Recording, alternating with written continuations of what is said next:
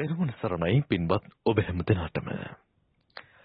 පින්වත්නි, කෝටියක් මව්වරුන්ගේ කෝටියක් පියවරුන්ගේ මහා කරුණා ගුණය එක් පිටක් කළත් තිලෝකුරු බුදු පියාණන් වහන්සේගේ මහා කරුණා ගුණයට කිසිදා සම කළ නොහැකි.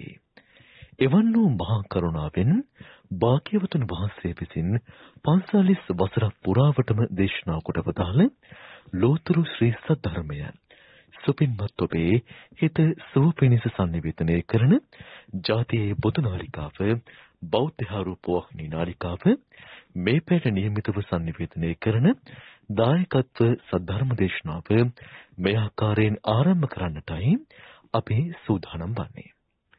කාරුණික පින්වත්නි, අද මේ උතුම් වූ දේශනාව වෙනුවෙන් ඔබ අප හැමදෙනා වෙත මහත්වම සිටින් බෞද්ධ රූපවාහිනී මෙතරියට වැඩම කොට වැඩ සිටින පින්වත් ස්වාමින් වහන්සේ ත්‍රිපිටක ධර්මවේදී ශාස්ත්‍රපති රාජකීය පඬිත පූජනීය හසලක සීලවිමල පින්වත් ස්වාමින් වහන්සේ අපි පළමුවෙන් සාදු නදින් පිළිගනිමු.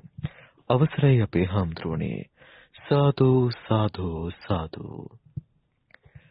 පින්වත්නි, අද දේශනාව වෙනුවෙන් දායකත්වය ලබා දී කටයුතු කරනවා සන්ධ්‍යා සහ රොහාන් අලහේන්ද්‍රන දෙපළ, ඒ වගේම හිමරි භක්තිනී විසල් සහ සුරංග සහ කුෂණ දරුවන්, ඒ වගේම රියාන් ඔරින් ඩැනාරා සහ ඩේවින් යන මුණුපුරු මිනිපිරියන් සමග සුමතිපාල පවුලේ සහෝදර සහෝදරයන් ප්‍රධාන කොට ඒ පවුලේ සුදෙහිමත් පිරිස අද දේශනාව වෙනුවෙන් පුණ්‍යවන්ත දායකත්වය එකතු කරන්නේ. එහෙමනම් අපි හැමදෙනාම සදහ සිතින් tempatව ධර්ම ශ්‍රවණය වෙනුවෙන් සූදානම්ව මෙතෙන් සිට මෙතුම් වූ දේශනාව පවත්වන්නට පින්වත් ස්වාමින් වහන්සේට ආරාධනා කරමු. අවසරයි අපේ හාමුදුරුවනේ. සාදු සාදු සාදු. සමන්ත චක්කවාලේසු අත්‍රා ගච්ඡන්තු දේවතා සද්දම්මං මුනි රාජස්ස සුනන්තු සග්ග මොක්කදං ධම්මස්සවන කාලෝ අයං බදන්තා ධම්මස්සවන කාලෝ අයං බදන්තා ධම්මස්සවන කාලෝ අයං බදන්තා. නමෝ තස්ස භගවතෝ අරහතෝ සම්මා සම්බුද්දස්ස. නමෝ තස්ස භගවතෝ අරහතෝ සම්මා සම්බුද්දස්ස. නමෝ තස්ස භගවතෝ අරහතෝ සම්මා සම්බුද්දස්ස. ඥානතෝ අහං භික්ඛවේ පස්සතෝ ආසවානං කයං වදාමි නෝ අජානතෝ නෝ අපස්සතෝති. ඒ අපගේ ශාස්ත්‍ර වූ සම්මා සම්බුදුරජාණන් වහන්සේට අප හැමදෙනාගේම নমස්කාරය වේවා. පින්වත්නි, අදත් ඔබ ඊටාම ශ්‍රද්ධාවෙන් ධර්ම ශ්‍රවණය කරන්නටයි බණහන්නටයි බලාපොරොත්තු වන්නේ. අද මේ උතුම් ධර්ම දේශනාව සඳහා Tamanගේ සදැහැති දායකත්වයේගෙන කටයුතු කරන්නේ සන්ධ්‍යා සහ රොහාන් නලේන්ද්‍ර කියන දෙපළ මැදිහත් වෙලා අනිකුත් දරුවන් ඥාතිවරු ඇතුළු සුමතිපාල පවුලේ හැමදෙනාම එකතු වෙලා අද දේශනාව සිද්ධ කරන්නේ. මිය පරලෝකීය මිලිනා සුමතිපාල මැතිණියටත් යූ.ඩබ්ලිව් සුමතිපාල මැතිතුමන්ටත් ඒ වගේම පවුලේ නමින් මිය ගිය ධර්මශ්‍රී අලහේන්ද්‍ර පියතුමා, ශීලා අලහේන්ද්‍ර මව, ඩබ්ලිව්.ඒ ධර්මසිරි මාමා ඇතුළු මියගිය ඥාතීන් සිහි කරලා ඒ වගේම තවත් අරමුණු සිහි කරලා මේ දේශනාවට දායකත්වයේ දරනවා සුමතිපාල පවුලේ පින්වතුන්. ඒ ඇත්තන්ගේ අරමුණු සිහි කරලා අපි ධර්ම දේශනාව අවසානයේ පුණ්‍යානුමෝදනා කරන්න බලාපොරොත්තු වෙනවා. දැන් ධර්ම ශ්‍රවණය කරන්නට කාලය. පින්වත්නි, බුදුරජාණන් වහන්සේ ඉදිරියට එක්තරා වෙලාවක පැමිණෙනවා හේමක කියලා මානවකෙක්. හේමක මානවකයා කියලා කියන්නේ බාවරී කියන තාපසයාගේ ප්‍රධාන පෙළේ ගෝලෙක්. බාවරී කියන බමුණගේ ප්‍රධාන පෙළේ ගෝලෙක් තමයි හේමක මග මානවක කියලා කියන්නේ. බාවරීට ආරංචි වුණා යා බොහොම ත්‍රිවේද ප්‍රාප්ත මිනිස්සෙක්. එයාට ආරංචි වුණා මධ්‍ය මණ්ඩලයේ ගෞතම නමින් බුදු කෙනෙක් පහළ වෙලා කියලා ආරංචි වුණා. බුදු කෙනෙක් පහළ වෙලා කියන ආරංචියට බාවරී තමන්ගේ හේමක කියන ගෝලයාට කතා කරලා කියනවා පුතේ හේමක මේ බුදු කෙනෙක් පහළ වෙලා කියලා ආරංචි කෝකටත් අපි ඒවා විශ්වාස කරන්න ඕනේ නැහැ. ඒවා ඕනෑවට වඩා ඔළුවට ගන්න ඕනේ නැහැ. නමුත් අපි පොඩ්ඩක් ගිහින් බලමු. ඇත්තටම බුදු වෙලාද කියලා පොඩ්ඩක් විමසලා බලමු කියලා තමන්ගේ අර ගෝලයාට කිව්වා. කාටද කිව්වේ? අර හේමක මගමානවකයාට.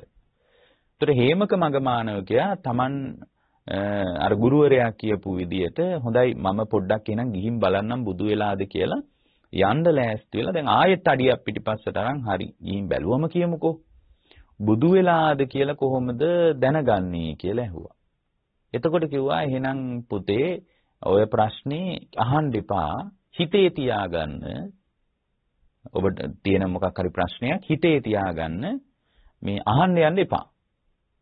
අර හිතේ තියෙන ප්‍රශ්නෙට බුදුරජාණන් වහන්සේ හිත දිහා බලලා උත්තර දෙයි බුදු වෙලා නම්. හිතේ තියාගන්න අහන්න එපා හිතෙන් අහන්න ප්‍රශ්නේ. හිතෙන් අහනකොට බුදුරජාණන් වහන්සේ වචනයෙන් උත්තර දෙයි. අනේකෙන් අපිට පුළුවන් බුදු වෙලාද නැද්ද කියලා දැනගන්න. ඉතින් මේ හේමක මානවකයා Tamanගේ තව පිරිසකුත් එක්ක දවසක් බුදුරජාණන් වහන්සේ මුණ ගැහින්න යනවා. දැන් මේ බුදු වෙලාද කියලා පරීක්ෂණයක් කරන්නයි යන්නේ. එහෙම නැතුව අවබෝධයක් හදාගන්න අදහසින් එහෙම නෙමෙයි. ගිහින් විමසනවා හිතින් විමසනවා දුක ඉවර කරලා දාපු නිදුකානන් වහන්සේ දැන් මේ හිතෙන් අහන ප්‍රශ්නයක්. මම මේ වගේ ප්‍රශ්න ලෝකේ ගොඩක් දෙනෙක්ගෙන් අහලා තියෙනවා. ඒ ඇහුවාම ඒගොල්ලෝ අතීතේ ඒවා කියලා මට උත්තර දීලා තියෙනවා. වෙනත් ආගම්වල මට අතීතය ගැන කියලා උත්තර දෙනවා. කොහොමද අතීතය ගැන කියලා උත්තර දෙන්නේ? අතීතේ මෙහෙම වුණා කියලා අතීතේ කතා කියනවා. එක්ක අනාගතේ මෙහෙම වෙනවා කියලා අනාගතේවා කියනවා. ඊට මෙයා කියනවා ඉච්ඡාසි ඉති භවිස්සති. මෙසේ විය හෝ මෙසේ වන්නේ කියලා මට උත්තර එපා. හිතෙන් එයා හිතනවා. ඉච්ඡාසි කියන්නේ මෙසේ විය. ඒ කියන්නේ අතීත කාලයකක්. මෙහෙම වුණා කියලා කියන්න පුළුවන් ඕන කෙනෙකුට. මෙසේ වන්නේය ඉති භවිස්සති. මෙහෙම වෙනවා කියලා සමහර අය අනාගතයට දාලා කියනවා. මට ওই දෙකම එපා. ඇයි? මට ওই දෙකෙන්ම වැඩක් නැහැ. මට ඔය දෙකෙන්ම වැඩක් නැහැ. ඔබ වහන්සේ මේ වෙලාවේ දුක ඉවර කරගන්න විදියක් මට කියන්න දැන් වර්තමානයේ වෙලාවේ. එතකොට මෙයා හිතෙන් මෙහෙම අහනකොට බුදුරජාණන් වහන්සේ හිතින් උත්තර දෙනවා. හරි ලස්සනයි. බුදුරජාණන් වහන්සේ වචනයෙන් උත්තර දෙනවා. එයා හිතෙන් ආපු ප්‍රශ්නෙට. උන්වහන්සේ කියනවා ඉද දිට්ඨ සුතමුත පිය රූපේසු හේමක චන්දරාග විනෝදනං. හේමක දැන් අරයා ප්‍රශ්නය ඇහුවා හිතින් මෙසේ විය හෝ මෙසේ වන්නේ උත්තර නැතුව නිදුකානන් වහන්සේ මේ වෙලාවේ දුක ඉවර කරගන්න එකක් මට කියන්න. එතකොට බුදුරජාණන් වහන්සේ උත්තරයක් දුන්නා. ඉද දිට්ඨ සුතමුත පිය රූපේසු හේමක චන්දරාග විනෝදනං. හේමක ඉද දිට්ඨ කියන්නේ දකින දේවල්. ඉද දිට්ඨ සුත කියන්නේ අහන දේවල්. ඉද දිට්ඨ සුත මුත දැනෙන දේවල්. විඤ්ඤාතේසු හිතෙන දේවල්. ඉද දිට්ඨ සුත මුත විඤ්ඤාතේසු පිය රූපේසු හේමක. එතකොට මේවා ප්‍රිය ස්වභාවයෙන් යම් කෙනෙක් ගත්තේ නැත්නම් චන්දරාගයේ දුරු කළොත් ආන දකින දැනෙන හිතෙන දේවල් වලින් චන්දරාගය වෙන් කළොත් ඒ කියන්නේ මුළු ලෝකෙම ඔබට ගොඩ නැගෙන්නේ අහන දකින දැනෙන හිතෙන දේවල් වලින් විතරයි පින්වත්නි. අහපු නැති, දැක්ක නැති, දැනුනේ නැති, හිතුනේ නැති දේවල් වලට ඔබට චන්දරාගය කවදාවත් ඇති වෙන්නේ නැහැ. අහපු දැනුණු දැකපු හිතුණු දේ තමයි ඔබේ ලෝකය. එච්චරයි ඔබේ ලෝකය. ඔබට ඊට වඩා බාහිර ලෝකයක් නැහැ. එතකොට ඔබට බාහිර ලෝකයක් නැහැ. ඔබේ බාහිර ලෝකය කියන්නේ ඔච්චරයි. අභ්‍යන්තර ලෝකය කියන්නේ පංචස්කන්ධ ලෝකයට. බාහිර ලෝකය කියලා කියන්නේ ඔය අහන දකින දැනෙන හිතන දේවල් ටිකටනේ. ඉදදිට්ඨ සුතමුත පිය රූපේ ඉදදිට්ඨ සුතමුත විඤ්ඤාතේසු පිය රූපේසු හේමක චන්දරාග විනෝදනං. යම් වෙලාවක හේමක අහන දකින දැනෙන හිතන දේවල් කෙරෙහි මේ මොහොතේ ප්‍රිය ස්වභාවයෙන් ඇලවිලා තියෙන චන්දරාගය. ඡන්දේ කියන්නේ කැමැත්තට, රාගය කියන්නේ ඇලීමට. මේ කැමැත්ත පදනම් කරගත්ත ඇලීම දුරු කරලා දැම්මොත් ඒ දුරු කරපු තැනක තණ්හාව නිරුද්ධ වෙනවා. තණ්හාව නිරුද්ධ වෙනවා. ඒක දැන් කරන්න පුළුවන් එකක්. ඒක මරණින් එහා පැත්තේ කරන්න පුළුවන් එකක් නෙමෙයි. ඒක දැන් කරන්න පුළුවන්. ඒතර මේ දැන් කළ යුතු දෙයක් ගැන තමයි භාගතුන් වහන්සේ අපිට වදාළේ. ඒක හරි ලස්සනයි. ඒතර තණ්හාව නිරුද්ධ කරන්න පුළුවන් දැන්. මරණින් එහා පැත්තේ නෙමෙයි. මරණින් එහා පැත්තේ ස්වර්ගය විමුක්තිය පෙන්නුවේ ලෝකේ මැවුම්වාදයට බර වගකීම කාට හරි දෙන්න පුළුවන් අය. දැන් එයා ඇහුවේ අනාගතේව මට වැඩක් නැහැ. භවිෂ්‍යති වචනෙන් මට කියන්න එපා කිව්වනේ. ඉති භවිෂ්‍යති.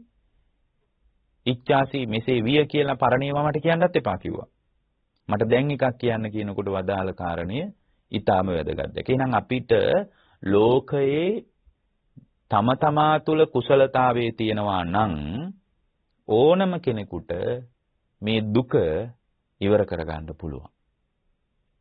කවද්ද පුළුවන්?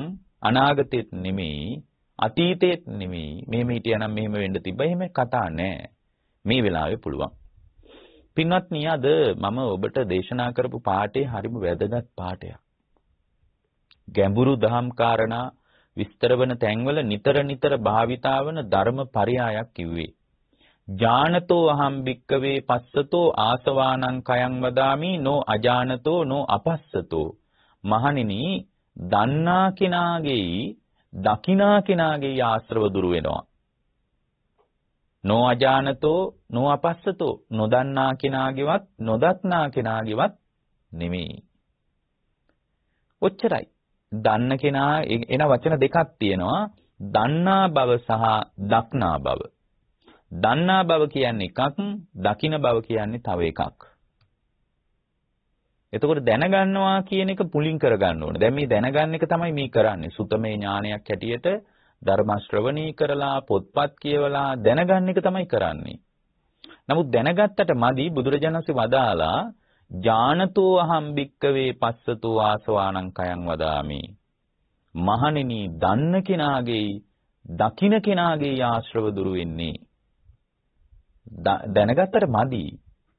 ඒකනේ ධර්ම ශ්‍රවණී විතරක් අවබෝධය කරා යන කෙනෙකුට මදි.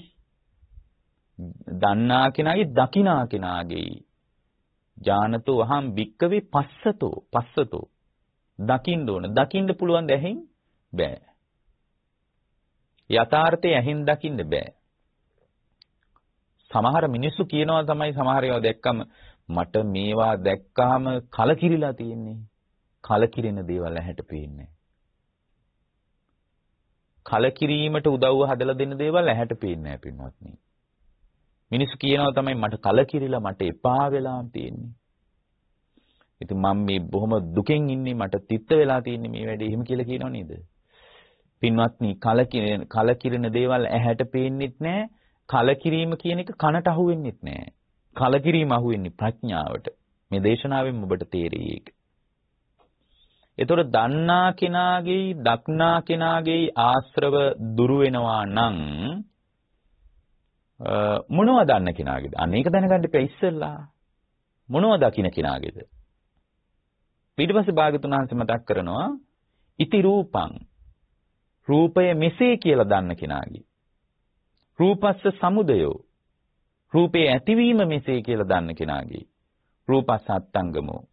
රූපේ නැතිවීම මෙසේ කියලා දන්න කෙනාගේ.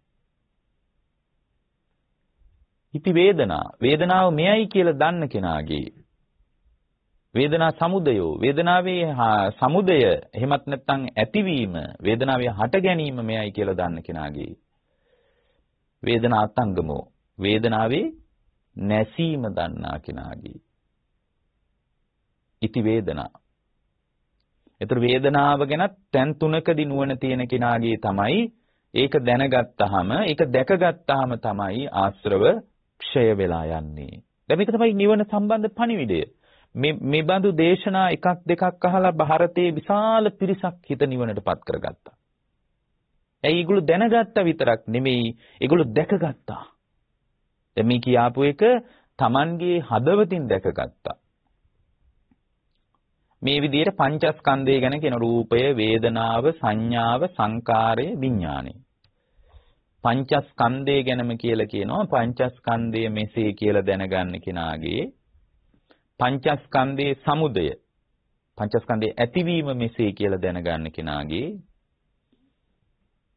ඊට පස්සේ පංචස්කන්ධයේ අත්ංගමය, පංචස්කන්ධයේ නැතිවීම මෙසේ කියලා දකින්න කෙනාගේ. එතකොට ඔන්න ඔය ටික දැනගත්තාම එයාට යම් තාක් දුරට මේ ධර්මයේ කෙරෙහි උනන්දුවක් කැමැත්තක් ඇති වෙනවා. එතකොට මේ විදියට පංචස්කන්ධය සහ පංචස්කන්ධයේ ඇතිවීම නැතිවීම දැනගත්තට පස්සේ පින්වත්නි මෙන්න මේක දන්න කෙනාගේ දකින්න කෙනාගේ තමයි ආශ්‍රව ක්ෂය වෙන්නේ. බලන්න කොයිතරම් ඉලක්කගතද දේශනාව. ගැටලු නෑ. හරි පැහැදිලිනේ. පංචස්කන්ධය ගැන තමයි මේ තියෙන අඩුපහඩු ටික ලියා ගන්න ඕනේ. ඒක ලියා ගන්න ඕන නම් ඊටාම රමණීය, ඊටාම වැදගත් දේශනාවක් තමයි සත්තට්ඨාන සූත්‍රය. පොඩක් හොයාගෙන බලන එක හොඳයි. පංචස්කන්ධයේ මෙසේ, පංචස්කන්ධයේ ඇතිවීම මෙසේ, නැතිවීම මෙසේ, පංචස්කන්ධයේ ආස්වාදයේ මෙසේ, ආදීනවේ මෙසේ, නිස්සරණී මෙසේ, ප්‍රතිපදාව මෙසේ කියේ මේ හත් තැනකදී පංචස්කන්ධය තෝරනවා. තෝරනකොට පංචස්කන්ධය පිළිබඳ සැකය ගැටලුව ලිහෙනවා. හැබැයි දැනගත්තට මදි මේක Tamanගේම හදවතින් දැක ගන්න ඕන. ඒ දැක ගන්න භාවනාව අවශ්‍යයි.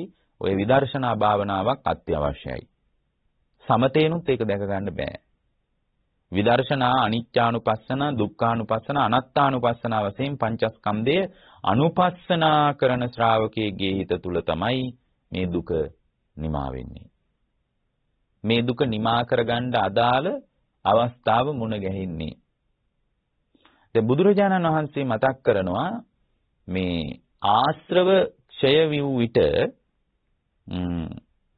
ඒ ආශ්‍රව ක්ෂය වීමෙන් යාට ඥානයක් උපදිනවා. ඒ කියන්නේ අර පංචස්කන්ධය මේකයි, පංචස්කන්ධයේ හට ගැනීම මේකයි, පංචස්කන්ධයේ නිරෝධය මේකයි කියන නුවණ ඇති වුණාම එයාගේ හිතේ ආශ්‍රව දුරු වෙලා යනවා. මේ විදිහට දන්න කෙනාගේ, දකින්න කෙනාගේ ආශ්‍රව දුරු වෙලා යනවා. එතකොට මේ ආශ්‍රව දුරු වීම නිසා එයාගේ හිතේ ඥානයක් උපදිනවා. මොකක්ද උපදින්නේ? ඒ ආශ්‍රව දුරු වීමේ ඥානයක් උපදිනවා. ඒකට කියනවා කායස්මින් කයේ ඥානං කියලා. මොකක්ද ඒකට කියන්නේ? කායස්මින් කයේ ඥානං. මෙතන තියෙන්නේ මහ ප්‍රාණ කයන්න. ක්ෂය වීමේ ඥානයක් උපදිනවා. එතකොට ආශ්‍රව ක්ෂය වීමේ ඥානයක් උපදිනවා. ඒ ආශ්‍රව ක්ෂය වීමේ ඥානය නිකම්ම උපදින්නේ නැහැ. දැන් මෙතන පටන් ගන්න තැන ටිකක් ගැඹුරුයි. හේතුව නිවනින් පටන් ගන්න මෙතන. මේ සංයුක්ත නිකායේ නිදාන වර්ගයේ තියෙන උපනිෂ සූත්‍රේ පටන් ගන්නේ ඉතින් මේ විදිහට දේශනා ගොඩක් ත්‍රිපිටකයේ තියෙනවා. පටන් ගන්නේ නිවනේ ඉඳලා. ඒ නිසා ටිකක් කෙනෙකුට ගැඹුරුයි වගේ හිතෙන්නත් පුළුවන්. නිවනින් පටන් ගන්නෙ. ඒ කියන්නේ උන්වහන්සේ කියනවා ආශ්‍රව දන්න කෙනාගේ, දකින්න කෙනාගේ මේ පංචස්කන්ධය දන්න කෙනාගේ, දකින්න කෙනාගේ ආශ්‍රව දුරු වෙනවා. ආශ්‍රව ක්ෂය වෙනවා. ඒ ආශ්‍රව ක්ෂය වීමේ ඥාණයට කියනවා කායස්මින් කයේ ඥානං කියලා. ක්ෂය වීමේ ඥාණය කියලා එකට කියනවා. එතකොට පින්වත්නි මේ ක්ෂය වීමේ ඥානය කියන එක ඉබේ පහළ වෙච්ච එකක්ද? නෑ. ආශ්‍රව ක්ෂය වීමේ ඥානය ඉබේ පහළ වෙච්ච එකක් නෙමෙයි. ආශ්‍රව ක්ෂය වීමේ ඥානය උපන්නේ හේතු ප්‍රත්‍යයන්ගෙන්. නිකම්ම නෙමෙයි. මොකද්ද හේතු ප්‍රත්‍ය? ආශ්‍රව ක්ෂය වීමේ ඥාණයට හේතුව මොකද්ද? උන්වහන්සේ වදාරනවා. ඒකට හේතුව උන්වහන්සේ මතක් කරනවා කායස්මින් කයේ ඥානං තම්පි ස උපනිසං වදාමි. හේතු සහිතයි මම මේක මතක් කරන්නේ හේතු රහිතව නෙමෙයි. ඉබේ පහළ වෙන්නේ නැහැ. මොකද්ද හේතුව? කාච බික්කවේ කයේ ඥානස්ස උපනිසෝ විමුක්ති තිස්ස වචනියං. මහණෙනි මේ ආශ්‍රව ක්ෂය වීමෙන් උපන් ආශ්‍රව ක්ෂය වූ බව දැනගත්තා වූ කයේ ඥානය ක්ෂය වීමේ ඥානය හේතු සහිතවයි ඇති උනේ. ඒකට හේතුව තමයි විමුක්ති තිස්ස වචනියං. විමුක්තිය. මොකද්ද හේතුව? විමුක්තිය. විමුක්තිය කියන්නේ මොකද්ද? විමුක්තිය කියලා කියන්නේ මිදීමට කියන වචනයක්. විමුක්තිය කියන්නේ මිදීමට කියන වචනයක්. එතකොට විමුක්තිය කියන එක මෛත්‍රිය වඩන කොටත් විමුක්තිය ගැන කතා කරනවා. මිත්තාය භික්කවේ චේතෝ විමුක්තිය ආසේවිතාය භාවිතාය බහුලීකතාය යානිකතාය වත්තුකතාය අනුටිතාය ಪರಿචිතාය සුසමාරද්දාය කියා මෛත්‍රී චේතෝ විමුක්තියක් ගැන කතා කරනවා. ඒක මේ සම්පූර්ණ විමුක්තිය නෙමෙයි. එතන තියෙන්නේ මෛත්‍රී ඒ කියන්නේ මෛත්‍රිය පැතිරවීමට අදාළ ඊතා සියුම් දැනීමක් විතරක් ඉතුරු වෙලා අනෙක් සියලුම සංස්කාරයන්ගෙන් ඒ මොහොතේ හිත නිදහස් වෙලා සියුම් දැනීමක් තියෙනවා මෛත්‍රිය සම්බන්ධ අනෙක් සියලුම සංස්කාර දැන් හිතට ගලන්නේ. නමුත් ඒක ස්ථිර එකක් නෙමෙයි. ඒක භාවනාවෙන් නැගිට්ටාම ආයෙත් සංකාර හිතට ගලනවා. කෙනෙක් බණිනකොට අර මෛත්‍රී සමාධිය ඉවරයි. එතකොට ඒක දිනු කරන්න කියලා භාගතුන් වහන්සේ වදාලා. නමුත් මේ විමුක්තිය කියන එක ඊට වඩා ලොකු එකක්. මෙතන කියන්නේ කවදාවත් සංස්කාර ගලන්නේ නැහැ. අර ඉද දිට්ඨ සුතමුත විඤ්ඤාතේසු කියන දැක්කහපු දැනුණු හිතුණු තැනම අතහැරිලා යනවා. ඒව නිසා හිතට ප්‍රපංචකරණයක් එන්නේ. සිතුවිලි ගලන්නේ. රහතන් වහන්සේගේ ස්වභාවය ඒකයි. දැන් අපිට දැකපු දේ නිසා নানা ආකාර සිතුවිලි ගලන්නේ නැද්ද? ගලනවා. ඒ දැකපු දේ නිසා හිතට සිතුවිලි ගලාගෙන ඇවිල්ලා අපි අමාරුවේ වැටෙන්නේ නැද්ද? වැටෙනවා. ඇයි? හිතට සිතුවිලි ගලාගෙන ඇවිල්ලා ඒ සිතුවිලි වලට අනුව යා කයින් හැසිරෙනවා, වචනයෙන් හැසිරෙනවා, මනසින් හැසිරෙනවා. ඒ නිසා මේ කයේ ඥානං ක්ෂය වීමේ ඥානය කියන එක බොහොම වැදගත් දෙයක්. ඒක නිකම්ම ඇති වුණා නෙමෙයි. ඒ කියන්නේ ක්ෂය වීමේ ඥානය ඇති වුණාට පස්සේ ආයෙ උපදින්නේ මාසයක් වැඩ කරලා පඩිය බලාපොරොත්තුෙන් ඉන්නවා වගේ ඒ උත්තමයා මරණය බලාපොරොත්තුෙන් ඉන්නේ. හේතුව තමයි මරණයත් සමග මේ මොහොතේ අත්දකින්න යම් දුකක් තියෙනවා නම් ඒකත් ඉවර වෙනවා. ඒ කියන්නේ ආශ්‍රව ක්ෂය කරපු කෙනෙකුටත් මේ ස්කන්ධයන්ගේ මේ පුනර්භවය ගෙනත් දුන්නු කර්ම ශක්තිය ක්‍රියාත්මක වීමත් දුකක් නේ. ඇයි මේ රූපේ ලෙඩ වෙන්න පුළුවන්? මොකද පුනර්භවය ගෙනත් දුන්නු කර්ම ශක්තිය ක්‍රියාත්මක වෙනවනේ. ඒකනේ මැරිලා නැත්තේ. එතකොට මේ කර්ම ශක්තියට අනුව ලෙඩ වෙන්න පුළුවන්, දරුණු ආබාධ වලට ඇති වෙන්න පුළුවන්. ඉතින් ඒකත් දුකක් නේ. ඒ නිසා මරණේ බලාපොරොත්තුෙන් ඉන්නේ. ආශ්‍රව ක්ෂය වෙච්ච කෙනෙක් කොහොමද බලාපොරොත්තු වෙන්නේ? මාසයක් වැඩ කරලා පඩිය බලාපොරොත්තු වෙනවා වගේ. මාසයක් වැඩ කරලා පඩිය බලාපොරොත්තු වෙනවා වගේ මරණේ බලාපොරොත්තුෙන් ඉන්නේ. ඉතින් බුදුරජාණන් වහන්සේ මතක් කරනවා මහණෙනි මේ ක්ෂය වීමේ ඥානය කියන එක නිකම්ම උපදුනා නෙවෙයි. ඒක උපන්නේ හිත කෙලෙසුන්ගෙන් මිදුණු නිසා. ඒකට කියන්නේ විමුක්ති තිස්ස වචනීය.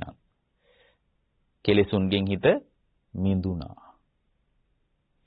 එතකොට කෙලෙසුන්ගෙන් හිත මිදුණා කියලා කියන්නේ කෙලෙස් ධර්මයන්ගෙන් හිත මිදුණා කියලා අපි කියන්නේ මෙතන මිදෙන්නේ පංච උපාදානස්කන්ධයෙන්. ඇයි එයාට ඉතින් ඒක ඊටාම සාධාරණ කතාවක් නේ පින්වත්නි. රූප වේදනා සංඥා සංකාර විඥාන මෙසේය. පංචස්කන්ධයේ ඇතිවීම මෙසේය. පංචස්කන්ධයේ අත්ංගමය මෙසේය කියලා තමයි නුවණ ඇති උනේ. ඊට පස්සේ යාට ආශ්‍රව ක්ෂය වුණා. එතකොට යා මිදුනේ පංචස්කන්ධයෙන්. මොකද අපිට හැම වෙලාවකම මේ පංචස්කන්ධ ලෝකය උපාදානීය වෙලා පවතින්නේ. එතකොට පංචස්කන්ධ ලෝකේ අපිට උපාදානීය වෙලා පවතින නිසා මේ පංචස්කන්ධ ලෝකයෙන් අපට පින්වත්නි නිදහස් වෙන්න බෑ. අපි මේ පංචස්කන්ධ ලෝකය තුල මම වශයෙන්, මගේ වශයෙන්, මගේ ආත්මේ වශයෙන් මේක අල්ලගෙන ඉන්නවා. ඒ අල්ලගෙන ඉන්න එකට අපි කියනවා සක්කාය දිට්ඨිය කියලා. සෝවාන් වෙනකොට ඕක තමයි පළවෙනියෙන් නැති වෙන්නේ. මමය, මගේය, මගේ ආත්මය කියන එක නැති වෙලා යනවා. දෘෂ්ටිගත වීම නැති වෙලා යනවා. එහෙම නැතුව මේ අර දිට්ඨියක් විදියට මුල් බැහැගෙන ඉන්න ගතිය සක්කාය දිට්ඨිය නැති වෙනකොටම නැති වෙලා යනවා. ඒ කියන්නේ මම වෙමි කියන හැඟීම තියෙනවා. ඒකනේ අනාගාමී වෙච්ච අය ගිහි ගෙදර හිටියේ. ඒ නිසා මම වෙමි කියන හැඟීම තියෙනවා. හැබැයි පංචස්කන්ධය තුල ආත්මයක් හෝ ආත්මය කියන්නේ පංචස්කන්ධයට රූපය තුල ආත්මය තියෙනවා. ආත්මේ රූපවත්, රූපයයි ආත්මයයි එකක් කොහොම කල්පනා කරන්නේ නැහැ. නමුත් මම වෙමි කියලා හැඟීමක් තියෙනවා. එතකොට විමුක්තිය කියන ස්වභාවය නිකම් ඇති වෙච්ච එකක් නෙමෙයි. විමුක්තිය කියන එකත් විමුක්තිය කියන්නේ මිදීම. දැන් මිදීම කියන එක නිසා තමයි කයේ ඥානයක් උපන්නේ. ඒ කියන්නේ අරහත් සිත. ක්ෂය වූ බවට දැනගන්න සිත. ප්‍රත්‍යවේක්ෂා කරන හිතක් උපදිනවා. ප්‍රත්‍යවේක්ෂා ඒ කියන්නේ මිදුනහම ඒක ප්‍රත්‍යවේක්ෂා කරලා කරගන්න පුළුවන් හිතක් ඇති වෙනවා. එතකොට මේ රහතන් වහන්සේලා ඒ හිතට නිතර සමවදිනවා. එතකොට සමවදිනකොට උන්වහන්සේලාට පුදුමාකාර ditta ධම්ම වේදනීය සුඛ විහරණයක් උපදිනවා. මම මේ වගේ කරුමක්කාර දුකකින් නිදහස් වුණා නේද? මේ බඳු දුකකින් මම නිදහස් වුණා නේද කියලා පුදුමාකාර මිදීමේ ඥානයක් උපදිනවා. මිදුනා කියන නුවණ නිසා ditta ධම්ම වේදනීයව සැප විහරණයක් උපදිනවා. එතකොට ඒක තමයි කයේ ඥානං. ප්‍රත්‍යවේක්ෂා කරන්න පුළුවන් අරහත් සිත. එතකොට ඒක නිකම්ම ඇති වුණා නෙමෙයි. ඇති වුණේ මොකක් නිසාද? ඒක ඇති වුණේ කාච බික්කවේ කයේ ඥානස්ස උපනිසා. ඒක උපනිස සහිතයි, හේතු සහිතයි. මොකක්ද හේතුව? විමුක්ති තිස්ස වචනීය. ඒකට හේතුව විමුක්තිය. මිදීම. මොන වගේ මිදීමද? පංචස්කන්ධයෙන් මිදීම. එතකොට මේ පංචස්කන්ධයෙන් මිදීමට ඒකත් නිකම්ම නෙමෙයි පහළ වුණේ. ඒක පහළ වුණේ බුදුරජාණන් වහන්සේ මතක් කරනවා විමුක්තිං පාහම් භික්කවේස උපනිසං වදාමි. මහණෙනි ඒකත් උපනිස සහිතයි. මොකක්ද උපනිස? විරාගෝ තිස්ස වචනීයං. විරාගයයි. නොයල්මයි හේතුව. විරාගයමයි හේතුව. හිතේ නොයල්මක් ඇති වුණ නිසා තමයි හිත මිදිලා තියෙන්නේ. මිදුන නිසා තමයි කයේ ඥානයක් උපන්නේ. ඒ කියන්නේ අරහත් සිත. බලන්න කොච්චර පැහැදිලිද මේ අරහත්ත්වේ පැහැදිලි කරන විදිය. ඊට පස්සේ මේ විරාගය කියන්නේ නොයල්ම. මොනවට නොයල්මද? අර ස්කන්ධයන්ට නොයල්මක් හටගත්තා. රූපය කෙරෙහි, වේදනාව කෙරෙහි, සංඥාව කෙරෙහි, සංස්කාරය කෙරෙහි, විඥානය කෙරෙහි එයාගේ හිතේ නොයල්මක් හටගත්තා. ඒක නිකම්ම නෙමෙයි ඇති උනේ. කොහොමද ඇති උනේ? අය අර මුලින්ම හොයලා බැලුවේ ඉති රූපං රූපස්ස සමුදය රූපසත්තංගම. මේක ඇතිවීම නැතිවීම හොඳට දකිනකොට වැඩක් නෑ. මේ ටික මේ ඇති වෙලා නැති වෙලා යන හුදු නාම ධර්ම ටිකක් විතරයි නේ කියලා දැනගන්නකොට මේකට අර පරණ තිබ්බ වටිනාකම අඩු වුණා. ඒකයි නොඇලුනේ. දැන් අපි ඇලිලා දින්නේ නැද්ද? අපි ඇලිලා ඉන්නේ. අපිට එනම් රාගයක් තියෙනවා රූපේ කෙරේ. දැන් මෙතන උපන්නේ මොකද? විරාගයක්. ඇයි? රූපේ ඇතිවීම නැතිවීම, වේදනාවේ ඇතිවීම නැතිවීම, සංඥාවේ ඇතිවීම නැතිවීම, සංස්කාරයන්ගේ ඇතිවීම නැතිවීම මේ සියල්ලම දන්නවා දැන්. එතකොට ඒකට කියනවා විරාගය කියලා. නොයල්මක් ඇති වුණා. එතකොට විරාගය කියන එකක් නිකම් ඇති වුණ එකක්ද? නෑ නෑ නෑ. ඒකටත් හේතුවක් තියෙනවා. කාච බික්කවේ විරාගස්ස උපනිසා. ඒකත් උපනිස සහිතයි. මොකද්ද හේතුව? නිබ්බිදා තිස්ස වචනීයං. නිබ්බිදාව ආර්ය වූ කලකිරීමක් ඇති වෙලා. එතකොට මේ දරුවා මනාප වුණාම ඇති වෙන කලකිරීම ඒ වගේ එකක් නෙමෙයි. පංච උපාදානස්කන්ධය පිළිබඳ මෙසේ කියලා දැනගැනීමෙන් ඇතිවීම මෙසේ නැතිවීම මෙසේ කියලා ස්කන්ධයන් පිළිබඳ දැනගැනීමෙන් තමයි ඒ පුද්ගලයාට ආර්ය වූ නිරන්තරයෙන්ම මේවා හටගෙන නිරුද්ධ වෙන ධර්ම වශයෙන් දැකීමෙන් නිර්වේදයක් හටගත්තේ. නිර්වේදය කියන්නේ කලකිරීමක් හටගත්තා. මේවා මගේ වශයෙන් තියන්න බෑ කියලා කලකිරීමක් ඇති වුණා පංචස්කන්ධය ගැන. ඒතර පංචස්කන්ධය පිළිබඳව අතීත පංචස්කන්ධ, අනාගත පංචස්කන්ධ, වර්තමානීය පංචස්කන්ධේ අජ්ජත්තික බාහිර වශයෙන් ඔන්න පස් තැනකදීම නුවණ හදා ගන්න ඕන. ඒක අපි ඉස්සරහා දේශනාවකදී කියලා දෙන්නම්. නමුත් මේ දේශනාවේදී කියන්න ගියොත් ඒක විශාල ධර්මපරියායකට විවෘත වෙනවා. නමුත් පංචස්කන්ධයේ පිළිබඳවමයි මෙතන කලකිරෙන්නේ. වෙන මොකක්වත් ගැන නෙමෙයි. gedara ගැන කලකිරලා වැඩක් නැහැනේ. දරුවා ගැන කලකිරලා වැඩක් නැහැනේ. රත්තරන් බඩු ගැන, ගෙවල් දොරවල් ගැන, යාන ዋහන ගැන මේවා ගැන කලකිරෙන්නේ බුදුරජාණන් වහන්සේ වදාළේ නැහැ. අපි මේවා ගැන කලකිරෙනවා පංචස්කන්ධ ලෝකයට අල්ලගෙන. ඒ නිසාමයි වර්තමාන බෞද්ධයා පින ගැන විතරක්ම හිත ඉන්නේ. පිනට ගරහනවා නෙමෙයි. පින හොඳයි. නමුත් මේ වගේ ගැඹුරු කාරණයක් තේරුම් ගැනීම තුළ තමයි හිත විමුක්ත ස්වභාවයට, විසංකාරගත ස්වභාවයට, සංස්කාරයන් තවදුරටත් හිතට ගලන්නේ නැතුව හුදු සංස්කාර ධර්මයන් නැති වෙනව විතරයි මොනවද මේකේ අල්ලන්න තියෙන්නේ? මෙතන මමය, මගේ ආත්මය කියලා ගන්න කිසි දෙයක් නැහැ කියලා අතහැරිලා යන්නේ, මිදිලා යන්නේ, ක්ෂය වෙලා යන්නේ. ක්ෂය වීමේ ඥානෙ උපදින්නේ එතකොටයි පින්වත්නි. ඊළඟට භාග්‍යවතුන් වහන්සේ වදාලා කාච බික්කවේ නිබ්බිදාය උපනිසා මේ ආර්ය වූ කලකිරීම කියන ස්වභාවයත් නිකම්ම ඇති වුණා නෙමෙයි. මේ ආර්ය වූ කලකිරීම කියන ස්වභාවය නිකම්ම ඇති වෙච්ච එකක් නෙමෙයි. මේ ආර්ය වූ කලකිරීමටත් හේතුවක් තියෙනවා. මොකක්ද හේතුව? කාච බික්කවේ නිබ්බිදාය උපනිසා යථාභූත ඥාන දස්සනං තිස්ස වචනීයං යථාභූත ඥානයක් උපදිලා තියෙනවා. යථාභූත ඥානයක්. මේ උගත්කම් ගැන, බුද්ධිමත්කම් ගැන, ලෝකයේ තියෙන විවිධ දැනුම් පරාසයන් ගැන එහෙම නෙමෙයි පින්වත්නි. මෙතන මේ ලෝකේ කොච්චර විවිධාකාර දැනුම් තියෙනවා, ඒවා ගැන නෙමෙයි යථාභූත ඥානෙ. එතකොට මේ සම්පූර්ණයෙන්ම හිත තුළ නිබ්බිදාවක්, ආර්ය වූ කලකිරීමක් ඇති වෙලා තියෙන පංචස්කන්ධය ගැන නම් යථාභූත ඥානෙ මොනවා ගැන වෙන්න ඇත්ද? යථාභූත ඥානයත් පංචස්කන්ධය ගැනයි. යථාභූත ඥානෙ වෙන එකක් ගැන ඇති වෙලා වෙන එකක් ගැන කලකිරෙන්න විදිහක් නැහැනේ. එතකොට පාරවල් දෙකක් නේ පින්වත්නි. ඒතර යථාභූත ඥානය කියලා කියන්නේ රූපය මෙහෙමයි, රූපේ හට ගැනීම මෙහෙමයි. උදාහරණයක් විදිහට මම කියන්නම්. දැන් රූපය කියන්නේ මේ සතර මහා ධාතුන්ගෙන් හටගත් රූපේනේ. කනබොන කෑමෙන් නඩත්තු වෙන්නේ. රූපේ ඇති වෙන්නේ කනබොන කෑමෙන්. මේක මගේ වසඟේ පවත්ව ගන්න බෑ. මේක රූපේ පරිස්සම් කරගන්න තමයි ඔක්කොම කරන්නේ. කවන්න ඕන, පොවන්න ඕන, බෙහෙත් දෙන්න ඕන, නාවන්න ඕන, අයිනෙන් කරගෙන යන්න ඕන. ඇයි? කේල් කඳක් වගේ බිඳෙන්න පුළුවන්. බිත්තරයක් බීමට වැටෙනවා වගේ බිඳිලා යන්න පුළුවන්.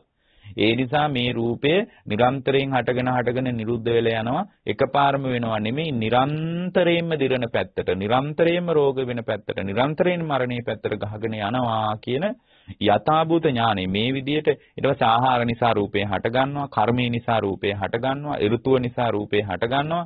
මෙන්න මේ රූපය හටගෙන කර්මයේ, ආහාර, ඍතු ආදී නිරුද්ධ වෙනකොට රූපේ එතනම නිරුද්ධ වෙලා යනවා. මේක මගේ වශයෙන් මොකද්ද තියන්න පුළුවන්? මේකේ මොන කෑල්ලද මම කියලා කියන්න පුළුවන්. මේක වෙන් කරලා බැලුවොත් අර කායනුපස්සනාවේ කියන්නේ බෙදා බැලුවොත් මෙන්න මේ කෑල්ලේ තමයි මම ඉන්නේ කියලා පෙන්වන්න පුළුවන් කොයි කෑල්ලද? ඔය විදිහට යථාභූත ඥානයක් ඇති වෙනකොට මේ රූපේ ගැන මොහොතක්වත් රතියක් උපදවා ගන්න ඕනේ නැහැ. අනබිරතියක්මයි උපදවා ගන්න ඕනේ කියලා අර කලකිරීම ඇති වෙනවා. එතකොට මේ රූප, වේදනා, සංඥා, සංකාර, විඥාන කියන පංචස්කන්ධයම ගැන තමයි පින්වත්නි යථාභූත ඥානයක් උපදින්නේ. ඇත්ත ඇති හැටියෙන් දැනගන්නවා. අපිට ඇත්ත ඇති හැටියෙන් පේන්නේ නැහනේ. අපිට පේන්නේ මායාවකින්. හරියට අපි පාට කණ්ණාඩියක් දාලා, උපැස්සිවලක් දාලා බලනකොට අපිට ලෝකේ පේන්නේ පාටට. එතකොට නමුත් ලෝකේ එකම පාටක් නෙමෙයි. දැන් නිල් පාට කණ්ණාඩියකින් ලෝකේ බලනකොට ලෝකේ නිල් පාටට පේනවා. නමුත් ලෝකේ නිල් පාට නැහැ. ලෝකේ වයි වර්ණයි. නමුත් එයාට පේන්නේ නිල් පාටින් නෙමෙයි. ඇයි? එයා දාගෙන ඉන්න කණ්ණාඩි කුට්ටම උපැස්සි වල නිල් පාටයි. අන්න ඒ වගේ අපිට මේ ඇත්ත ඇති සැටියෙන් අපිට පේන්නේ නැහැ පින්වත්නි. අපිට පේන්නේ වෙන විදියකට.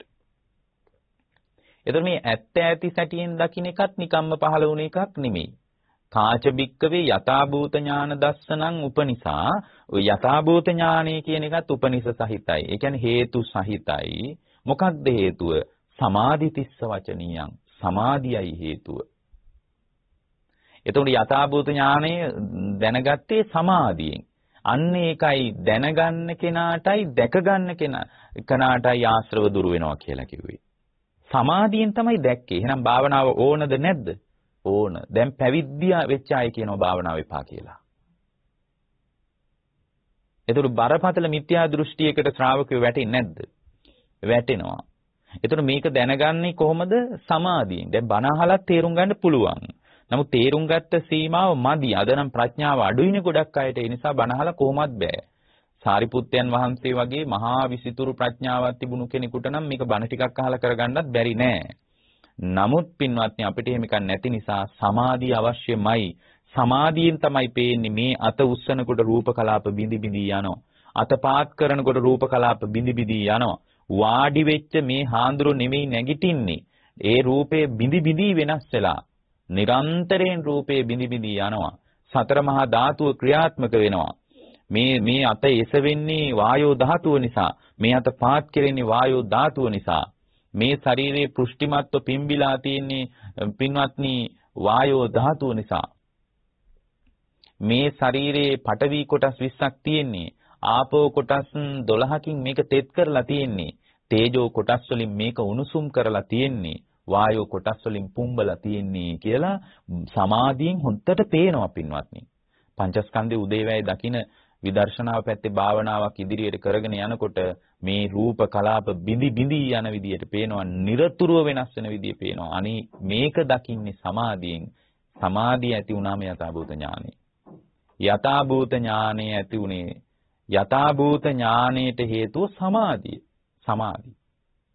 එතකොට සමාධිය තුල වාසය කරනකොට සම්මා සමාධිය කියන්නේ බොහොම ප්‍රබල එකක්. මොකද මේක අවබෝධය කරා යන එකම පාර ආර්ය අෂ්ටාංගික මාර්ගය කිව්වේ ඒකයි.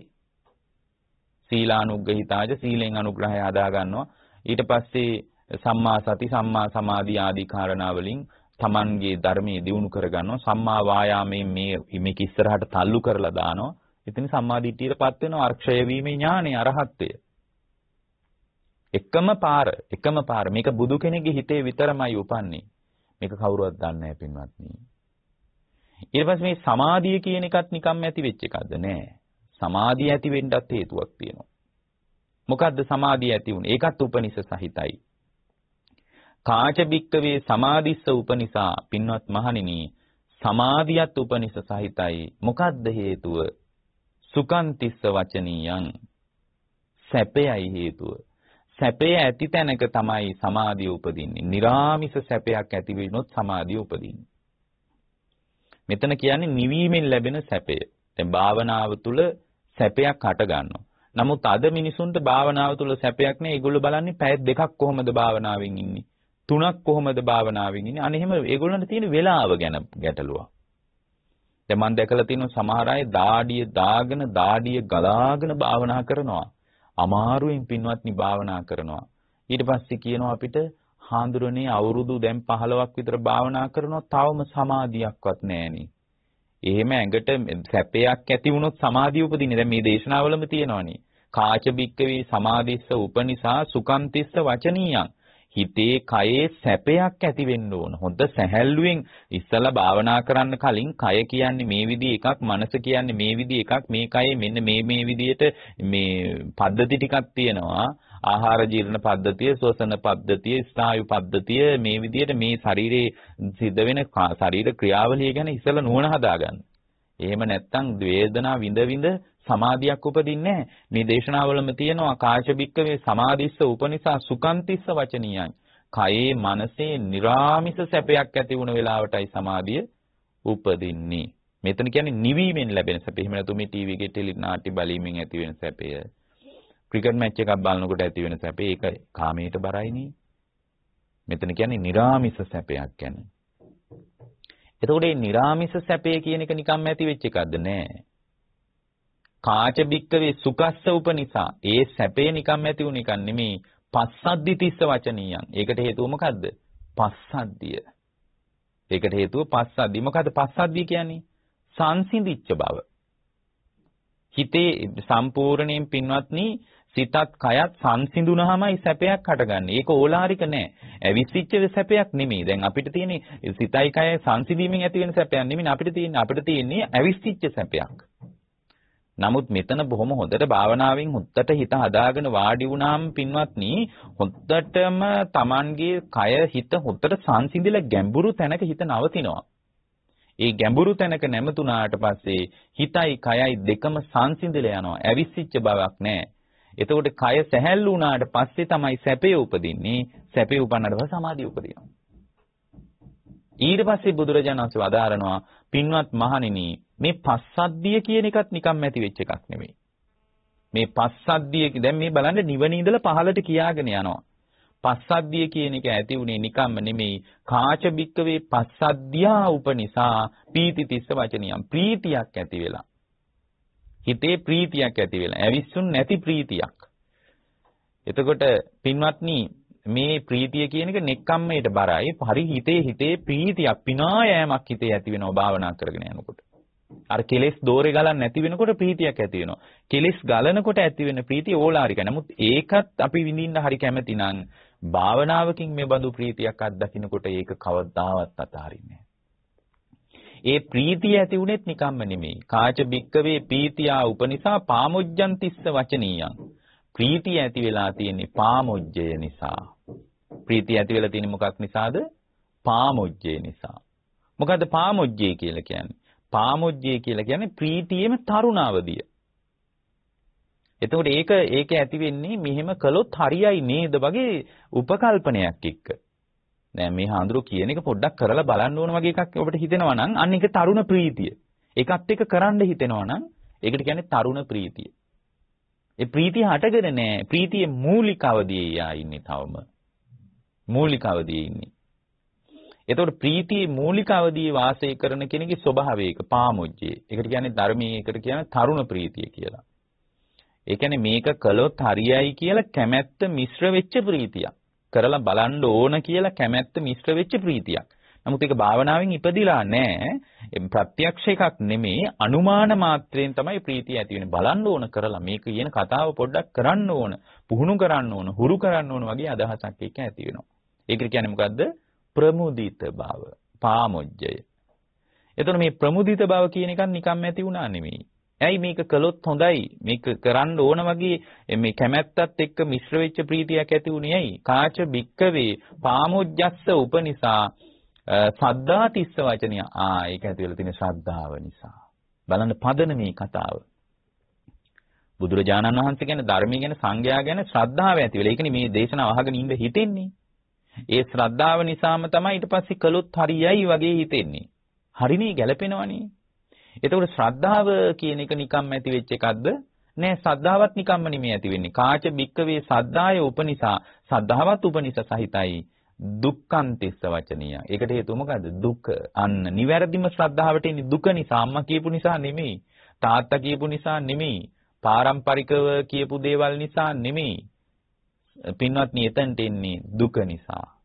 මේ සසර දුක ගැන දැකලායි ශ්‍රද්ධාවට එන්නේ. අපිට එතනම පැටලුණානේ. අම්මා කියපු නිසානේ අපි ශ්‍රද්ධාවට ආවේ. ඉතින් ඒකත් හොඳයි, මේ බණ ටික හරිය ඇහෙන්නේ ඒ නිසානේ. ඊට පස්සේ මේ දුක කියන එක ඇති වෙන්නේ කොහොමද? කාච බික්කවේ දුක්ඛස්ස උපනිසා. දුකත් උපනිස සහිතයි. මොකද්ද? ජාති තිස්ස වචනියන්. ජාතිය උපන් නිසා විඳවන්නේ. කේන්දරේවත් සෙනසුරුවලවල් ග්‍රහයෙක්ගේවත් කිසි අවුලක් නිසා නෙමෙයි. උපන් නිසා විඳවන්නේ. බලන්න සම්මාදිට්ඨිය තියුණු වෙන විදිය.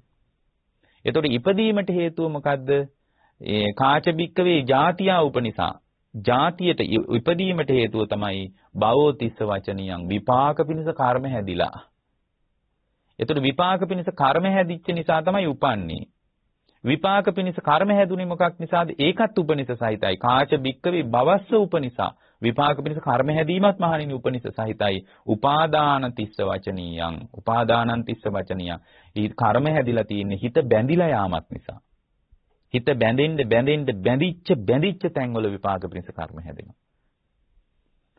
එතකොට මේ ඒකට හේතුව මොකද්ද?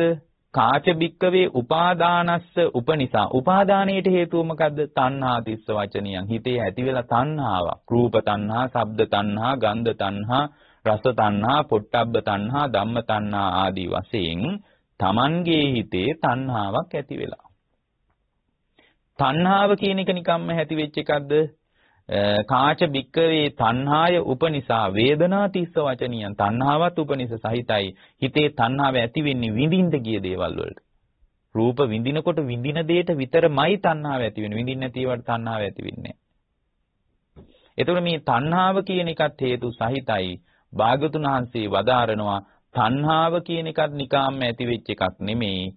තණ්හාවත් හේතු සහිතවයි ඇති වෙන්නේ. මොකද්ද තණ්හාවට හේතුව? තණ්හාවට හේතුව වේදනාව. වේදනාවත් නිකම්ම නෙමෙයි ඇති වෙන්නේ. වේදනාවට හේතුව තමයි බුදුරජාණන් වහන්සේ මතක් කරනවා පස්ස තිස්ස වචනයෙන් ස්පර්ශය. ඇහැයි රූපය ඇහි විඥානය තුන එකතු වෙලා ඒක තමයි විඳලා තියෙන්නේ. ස්පර්ශයට හේතුව තමයි සලායතන තිස්ස වචනියන්. ආයතන 6. චක්කායතන, සෝතායතන, ගානායතන අපි කියන්නේ ආයතන. මෙන්න මේ ආයතන තිබ්බ නිසා තමයි අපි විඳින්නේ, ඇහෙන්නේ, විඳින්නේ. එතකොට මේ සලායතන ඇති වුණේ නිකම්ම නෙමේ නාම රූප තිස්ස වචනිය. නාම රූප කියලා ධර්ම දෙකක් එකතු වෙලා. නාම රූප කියන එක නිකම්ම නෙමේ ඇති වුණේ විඥානං තිස්ස වචනියන්. විඥානයක් බැහැගෙන ප්‍රතිසන්දි විඥානයක්. මව් කුසක හරි බිත්තරයක් අස්සේ හරි විඥානයක් බැහැගෙන කුණු ගොඩක හරි. විඥානයක් බැහැගත්තේ නිකම්ම නෙමේ සංකාරස්ස තිස්ස වචනියන්. සංස්කාර. පින හෝ පව හෝ ධ්‍යාන සිත් වලට අනුව විඥානේ පැලවෙනවා. විඥානේ පැලවෙන්නේ නිකම්ම නෙමේ කාච බික්කවේ සංකාරාණං උපනිසා අවිජ්ජා තිස්ස වචනියන්. අවිද්‍යාව. එහෙනම් ලෝකේ ගැට ගැහුනේ අවිද්‍යාව නිසා. හරියට පර්වතයකට වහිනකොට පහත් බිම් වලට ගලාගෙන ගිහින් දිය ඇලි පිරීලා, දියාගල් පිරීලා, කුඩා වැව් පිරීලා, මහා වැව් පිරීලා, කුඩා ගංගා පිරීලා, මහා ගංගා පිරීලා සතර මහා සාගරේ කරා යනවා වගේ පින්වත්නි අවිද්‍යාව නිසා සංකාරයක්, සංකාරය නිසා විඥානයත්, විඥානය නිසා නාම රූපයත්, නාම රූපේ නිසා සලායතනත්, සලායතන නිසා ස්පර්ශයත්, ස්පර්ශය නිසා වේදනාවත්, වේදනාව නිසා තණ්හාවත්, තණ්හාව නිසා උපාදානයත්, උපාදානයේ නිසා භවයත්, භවයේ නිසා ජාතියත්, ඉපදීමත්, ජාතිය නිසා ජරා මරණත්, ජරා මරණ නිසා සද්ධාවත්. ඔන්න බුද්ධ ශ්‍රාවකයෙක්ගේ වැඩපිළිවෙල. ඒකටයි විකල්පයට සද්ධාවට එන්නේ. එහෙම නැතුව වෙන මොකටවත් නෙමෙයි. සද්ධාව නිසා හිතේ ප්‍රමුදිත බවත්, පාමුජ්‍ය, තරුණ ප්‍රීතියකුත් කරොත් හරියයි කියන අදහසත්. තරුණ ප්‍රීතිය නිසා ප්‍රීතියක්, හිත තුල විහිදිලා ගිය ප්‍රීතියකුත්, ප්‍රීතිය නිසා සිතයි කයයි සංසිඳුණු බවකුත්, සංසිඳිච්ච බවකුත්, පස්සද්ධියත්, පස්සද්ධිය නිසා පින්වත්නි හිතේ සුඛයත්, නිවීමෙන් ලැබෙන සැපේකුත්, ඒ සැපේ නිසා හිතේ සමාධියකුත්, සමාධිය නිසා යථාභූත ඥානයත්, යථාභූත ඥානෙ නිසාම නිර්වේදයත්, කලකිරීමත්, කලකිරීම නිසා නොයල්මත්, විරාගයත්, විරාගයේ නිසා පින්වත්නි විමුක්තියත්, විමුක්තිය නිසා ක්ෂය වීමේ ඥානෙ නම් වූ අරහත් සිතත් උපදිනවා. මේක තමයි රාතන් වහන්සේගේ ස්වභාවය. ඊටාම පැහැදිලි. පැය 5ක් 6ක දේශනාවක්. නමුත් මම හකුලවල ඔබට තේරෙන විදිහට කිව්වේ. මේක තමයි භාග්‍යවතුන් වහන්සේ හොයාගත්ත රහස. ලෝකේ කවුරුත් දන්නේ නැති භාග්‍යවතුන් වහන්සේගේ හදමණ්ඩලයේ පමණක් උපන් ධර්මය. ඔබ හැම දිනාටම මිදීම පිණිස මේ දේශනාව උපකාර වේවා. පින්වත්නි, අද ධර්මදේශනාවේ දායකත්වයෙන් කටයුතු කරන්නේ සන්ධ්‍යා සහ රෝහාන් අලහේන්ද්‍ර මහත්මයා කියන මේ මහත්මිය ඇතුළු දෙපළ. ඒ වගේම හිමරි, භක්තිනී, විසල්, සුරංග සහ කුෂ් කියන දරුවන්ටත්, රියාන්, ඔරීන්, ඩැනාරා සහ ඩේවින් කියන මුණුබුරන්ටත් මිනිබිරියන්ද එකතු වෙලා සුමතිපාල පවුලේ සහෝදර සහෝදරයන් හැමෝම එකතු වෙලා අද දේශනාවට දායකත්වයේ දරන්නේ. ඒ අත් හැම දිනාටම නිදුක් නිරෝගී සුව, දීර්ඝායුෂ සම්පන්නිය, කායික මානසික යහපත, මෙලෝ පරලෝ දෙලෝ සැනසෙල්ල උදා වේවා. ගෞතම බුදු සසුනේම පිළිසරණ ලැබේවා කියලා අපි ප්‍රාර්ථනා කරනවා. ඒ අත් බලාපොරොත්තු වෙනවා මිය පරලෝකීය මිලිනා සුමතිපාල මැතිණියට, මෞතුමියට, ඒ ඇත්තන්ගේ UW සුමතිපාල පියතුමා සුමතිපාල මැතිතුමන් විශාල සමාජ සේවයක් කරපු මේ සුමතිපාල මැතිතුමන්ටත් ධර්මසිරි අලහේන්ද්‍ර පියතුමාටත් ශීලා අලහේන්ද්‍ර මව්තුමියටත් WA ධර්මසිරි මාමා ඇතුළු සුමතිපාල පවුලේ නමින් මියගිය සියලු ඥාතීන්ට අනුමෝදනා එකතු කරලා තියෙනවා. ඒ හැම දිනාගෙම භවගාමී සසර සුවපත් වේවා.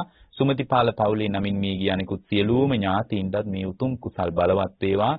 ජාත්‍ය ආදී දුක් වලින් නිදහස්ව ලබන උතුම් නිවන් පිණසම දේශනාමය කුසල් හේතු වාසනා වේවා කියලා අපි අදිෂ්ඨාන කරනවා. ඒ වගේම සිඩ්නි නුවර වාසය කරන රොහාන්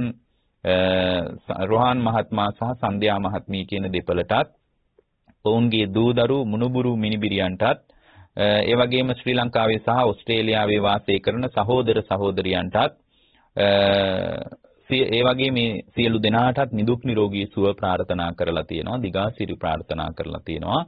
ඒ ඇත්තෝ හැම දිනාටම අපි ආශිර්වාද කරනවා. නිදුක් නිරෝගී සුව දිගාසිරි සම්පත් කායික මානසික යහපත සැලසේවා. මෙලෝ පරලෝ දෙලෝ සැනසෙල්ල උදා වේවා. හැම දිනාටම ජාත්‍ය ආදී දුකින් නිදහස්ව ලබන උතුම් අමා නිවන් පිණසම දේශනාමය කුසල් හේතු වාසනා වේවා කියලා අපි අදිෂ්ඨාන කරනවා. දේශකයන් වහන්සේ වෙච්ච අපටත් ඒ වගේම බෞද්ධ නාලිකාවේ වර්තමානයේ මේ කටයුතු මෙහෙවන පින්වත් බොරලන්දේ වජිරඥාන ස්වාමීන් වහන්සේ ප්‍රධාන බෞද්ධ කාර්ය මණ්ඩලයටත් ආශිර්වාද එකතු කරලා තියෙනවා. ඒ වගේම සියලු දෙවියන්ටත් අනුමෝදනා කරනවා. සතරවරන් රජදරුවන් සක්දෙවිඳුන් ප්‍රදාන පරිවාර දිව්‍ය රාජ මණ්ඩලවලට බ්‍රහ්ම රාජ මණ්ඩලවලට මේ උතුම් කුසල් හේතු වේවා. සියලු දෙවියෝ අප රකීවා, රට රකීවා, සම්බුද්ධ ශාසනය රකීවා, ගෞතම බුදුසසුන රකීවා. අවීචී පටන් බවාග්‍රේ දක්වාම විහිදී පැතිරී පවතින පින ගැන උනන්දු වන පෙනෙන නොපෙනෙන සියලුම දෙනාට මේ පින් උපකාර වේවා. හැම දිනාටම උතුම් නිවන් පිණසම දේශනාමය කුසල් හේතු වාසනා වේවා කියලා අදිෂ්ඨාන කරනවා. ඒ වගේම අපවත් වී වදාළ සම්බෝධි මහා විහාරාධිපති බෞද්ධ මාධ්‍ය ජාලයේ නිර්මාතෘවරයන් වහන්සේ වන බෝධිසත්ව ගුණෝපේත නම කියන්න අවසරයි පින්වත් දරණාගම කුසල ධම්ම නායක ස්වාමින් වහන්සේටත් උන්වහන්සේ පැතූ යම් බෝධියකින් අමා නිවන් පිණසම දේශනාමය කුසල් හේතු වේවා කියන අදිෂ්ඨානෙන් අපි දේශනාව නිමා කරනවා. ඔබ හැම දිනාටම තෙරුවන් සරණයි.